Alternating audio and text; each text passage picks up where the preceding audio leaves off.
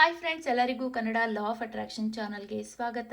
ಇವತ್ತಿನ daily taro ರೀಡಿಂಗಲ್ಲಿ ಈ ಒಂದು ಬ್ಯೂಟಿಫುಲ್ ಮೆಸೇಜ್ ಬಂದಿದೆ. ಅದೇನಂದರೆ, I spend my time wisely. I only say yes when it's a holy hell Yes.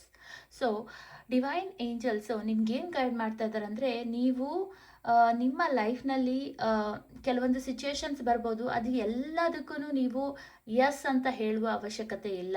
ನಿಮಗೆ first ನೀವು ಯೋಚನೆ ಮಾಡಿ, ವೈಸ್ಲಿ ಥಿಂಕ್ ಮಾಡಿ, ನಿಮ್ಮಿಂದ ಆಗುತ್ತಾ ಇಲ್ವಾ, ಅಥವಾ ನೀವು ಅದಕ್ಕೆ ಕಮಿಟ್ಮೆಂಟ್ ಕೊಡಬೇಕಾ ಬೇಡವಾ, ಫಸ್ಟ್ ಯೋಚನೆ ಮಾಡಿ. ಅದಾದ ನಂತರ ಎಸ್ ಅಂತ ಹೇಳಿ. ನಿಮಗೆ ಶ್ಯೂರ್ ಇರಬೇಕು. ನೀವು ಯಾರಿಗಾದ್ರೂ ಎಸ್ ಅಂತ ಹೇಳಿದ್ರೆ, ಅಂದರೆ ನಾನು ಈ ಕೆಲಸ ಮಾಡ್ತೀನಿ ಅಥವಾ ಇದಕ್ಕೆ ಒಪ್ಕೊತೀನಿ ಅಂತ ಹೇಳೋಕ್ಕೆ ಮುಂಚೆ ನೀವು 100 ಸಾರಿ ಯೋಚನೆ ಮಾಡಿ ಅಂತ ಹೇಳ್ತಾ ಇದ್ದಾರೆ.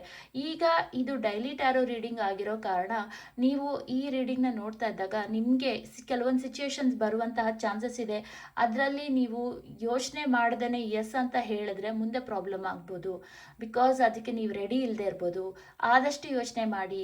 ಆ ಥರ ಸರ್ಕಮ್ಸ್ಟೆನ್ಸಸ್ ಸಿಚುಯೇಷನ್ ಬರ್ಬೋದು. ಅದಕ್ಕೆ ನೀವು ಈ ರೀಡಿಂಗ್ನ ನೋಡ್ತಾ ಇರ್ತೀರಾ.